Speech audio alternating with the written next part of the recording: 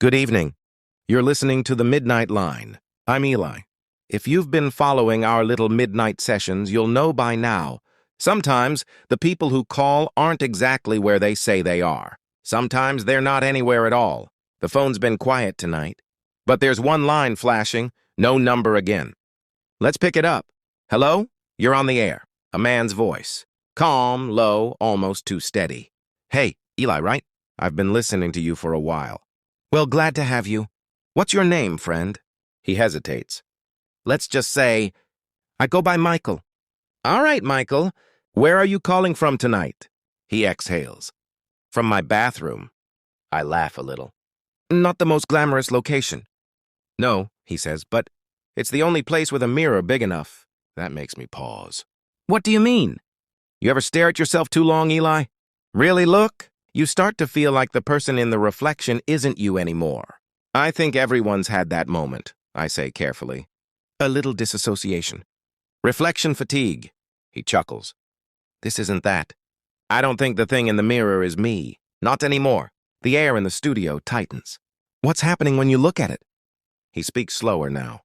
It moves wrong. If I blink, it doesn't. If I step closer, it leans in before I do. And sometimes, he stops. Sometimes, I ask? Sometimes it smiles first. I feel my throat go dry. How long has this been going on, Michael? Since last week, after I brought home a mirror from a yard sale. Old frame, heavy. The glass had a crack shaped like lightning. The man who sold it said it came from a hotel that burned down. My breath catches. A fire. Fire Street. Michael, I say slowly, where was this sale? Just outside town, near an old gas station. Funny thing, when I got it home, I noticed a name scratched into the corner. What name? He answers softly. June. A chill creeps through my chest. He goes on. I covered the mirror last night with a sheet. But when I woke up, the sheet was gone. It was standing against the wall. And the crack, it's spreading. The line crackles. I can hear his breathing pick up. Eli, he whispers, I think it wants me to come closer. Michael, listen to me, I say, trying to stay calm. Step away from the mirror. Leave the room. I can't, he says. It's moving now.